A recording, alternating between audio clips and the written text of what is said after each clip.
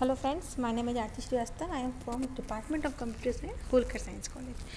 आज के operating system की सीरीज़ में आपका स्वागत है। ऑपरेटिंग सिस्टम एक ऐसा हम कह सकते हैं कि ऑपरेटिंग सिस्टम एक जस्ट लाइक अ मैनेजर होता है, क्योंकि कंप्यूटर सिस्टम की इनपुट डिवाइस और आउटपुट डिवाइस दोनों को मेंटेन करके रखता है ना। मतलब we can say that operating system just like a manager that can maintain input output device and users. तो फर्स्ट ऑफ ऑल हम देख लेते हैं कि हम कौन कौन से टॉपिक आज कवर करने वाले हैं ना। हम कवर करने वाले हैं अपना ऑपरेटिंग सिस्टम का बेसिक कॉन्सेप्ट। ऑपरेटिंग सिस्टम में शेड्यूलिंग क्राइटेरिया होता है, वो शेड्यूलिंग की कुछ एल्गोरिथम में से एक algorithm, multi processor scheduling, real time scheduling, threaded scheduling, operating system से कुछ एग्जाम्पल, जावा थ्रेड और एल्गोरिथम का इवोल्यूशन। इनमें से हम कुछ टॉपिक इस स्लाइड में कवर करेंगे और कुछ टॉपिक हम नेक्स्ट लेक्चर में कवर करेंगे। ओके, ना first we start CPU scheduling. तो हमने देखेंगे सीपीयू शेड्यूलिंग क्या होती है। एक्चुअली जब हम सीपीयू पे वर्क करते हैं और काफ़ी सारी प्रोसेस उसको यूज करना चाहती हैं सीपीयू की इनपुट आउटपुट डिवाइस को, तो सीपीयू के अंदर जो इनपुट आउटपुट डिवाइस मतलब इनपुट आउटपुट डिवाइस जो होते हैं वो उनको किस टाइप से मैनेज करता है कि कौन सी प्रोसेस को कौन सा इनपुट आउटपुट डिवाइस या पेरिफेरल डिवाइस देना है और कब देना है। तो उस एल्गोरिथम को हम बोलते हैं सीपीयू शेड्यूल एल्गोरिथम।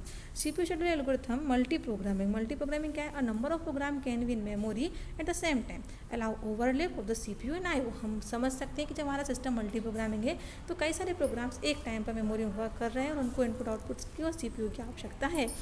इसमें जॉब क्या होती है? Jobs are the program that run without user instructions. ठीक है, जॉब कुछ ऐसे प्रोग्राम्स होते हैं, कलेक्शन ऑफ प्रोग्राम में बैचेज होते हैं जो कि बिना यूजर के इंस्ट्रक्शन के एग्जीक्यूट होते हैं। नेक्स्ट है हमारा यूजर्स। यूजर क्या होता है? User are the time share are the program that may have a user instruction. फिर होती है प्रोसेस। प्रोसेस क्या है? कॉमन नेम है।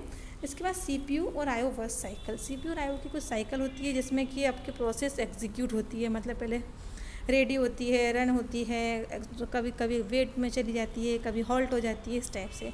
The characterisation process execution will be alternative between the CPU and input output activities. The CPU time are generally much shorter than IO system. So जैसे आप सभी को पता है कि सीपीयू का जो वर्किंग प्रोसेस है वो या सीपीयू का जो काम करने का तरीका है बहुत फास्ट होता है, जबकि इनपुट आउटपुट डिवाइस जो काम करते हैं वो थोड़े से स्लो कर पाते हैं। तो इन दोनों में आपस में सामंजस्य हमको बैठाना रहता है। तो इसमें आप प्रोग्राम में देख सकते हैं कि कुछ आईओ जो अपने हैं सिंपल लोड हो रहे हैं, कुछ वेट कर रहे हैं। ठीक है, किसी किसी को आईओ मिल गया है तो अपना वर्क कर रहा है। इस टाइप से आपका काम चलता है।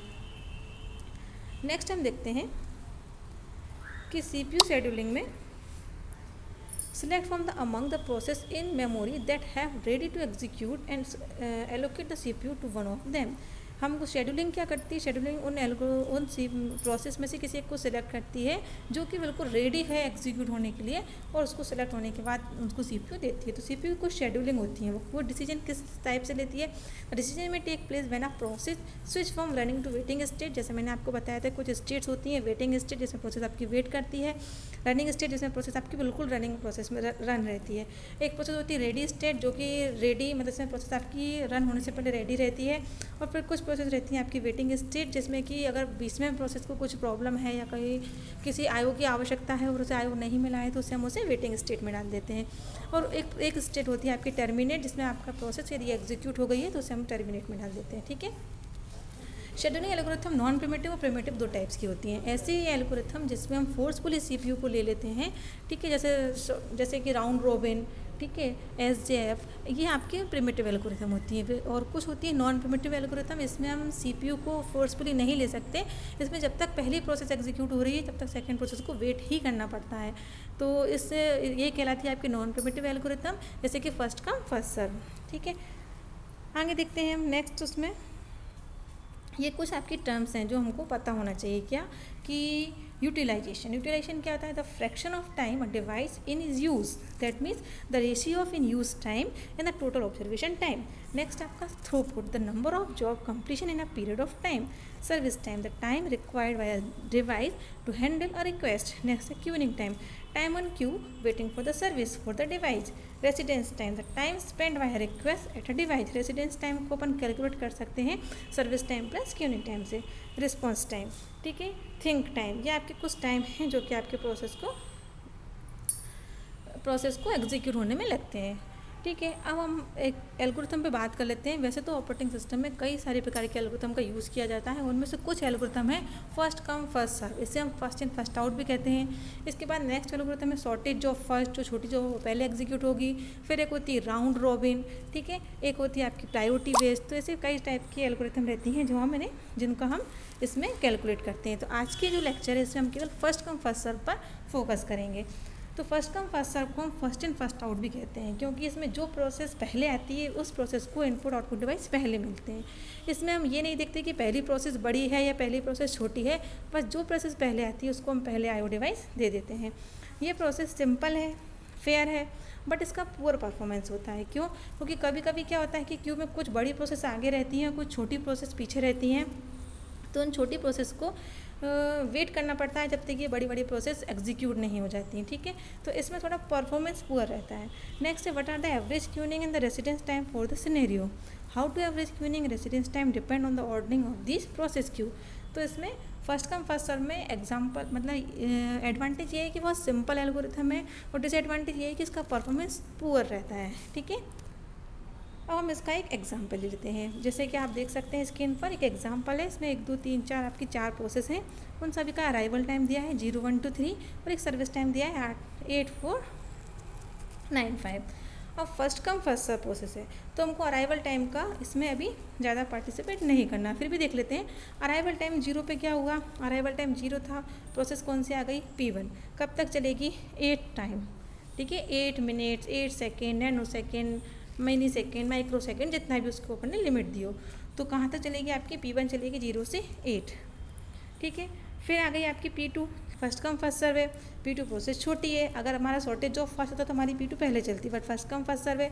P2 को वेट करना पड़ा अपना 8, हम सपोज करते हैं कि nanosecond, 8 nanosecond wait करना पड़ा। फिर आ गई आपकी P3 चल गई 2 पर, P3 चल गई 9। ठीक है, फिर आ गई आपकी P3 कितना चल गई 5। फिर से आते हैं अपने जेन चार्ट पर, इसको हम जेन चार्ट बोलते हैं, हमने बनाया हुआ है।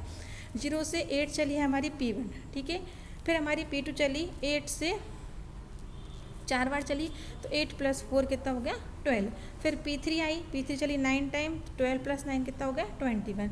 फिर हमारी P4 आई 21 + 5 26। ठीक है, तो ये हमारा जेन चार्ट हमने इसमें बता दिया है। इसके बाद अब हम निकालेंगे इसका वेटिंग टाइम।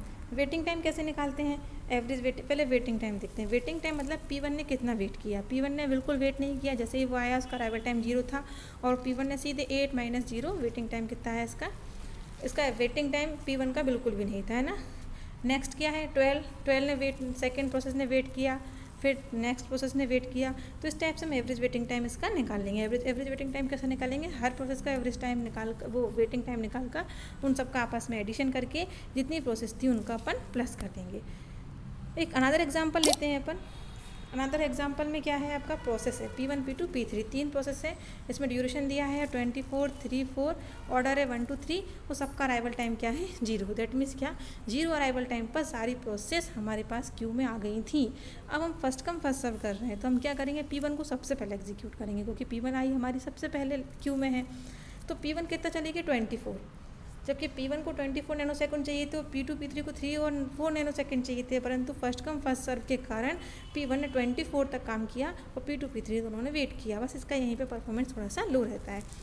तो P1 चली आपकी 24 तक, फिर P2 आ गई, तो P2 चली 3, तो 24 + 3 कितना हो गया 27। फिर P4 चली 3, तो कितना हो गया अपना नेक्स्ट, ठीक है 24। तो इस टाइप से अपन इसका एवरेज वेटिंग टाइम निकाल लेंगे। ठीक है, अगर आपको इसमें कोई डाउट हो तो आप कमेंट्स बॉक्स में पूछ सकते हैं। इसकी नेक्स्ट एल्गोरिथम और प्रोग्राम्स आपके नेक्स्ट सीरीज़ में आपको बताएंगे। ठीक है, ये इसका एवरेज वेटिंग टाइम का कुछ एडवांटेज है कि इसका टाइम ऑप्टिमल, इंपॉर्टेंट पॉइंट्स है आपके एल्गोरिथम्स के। ठीक है, थैंक्स फॉर वॉचिंग।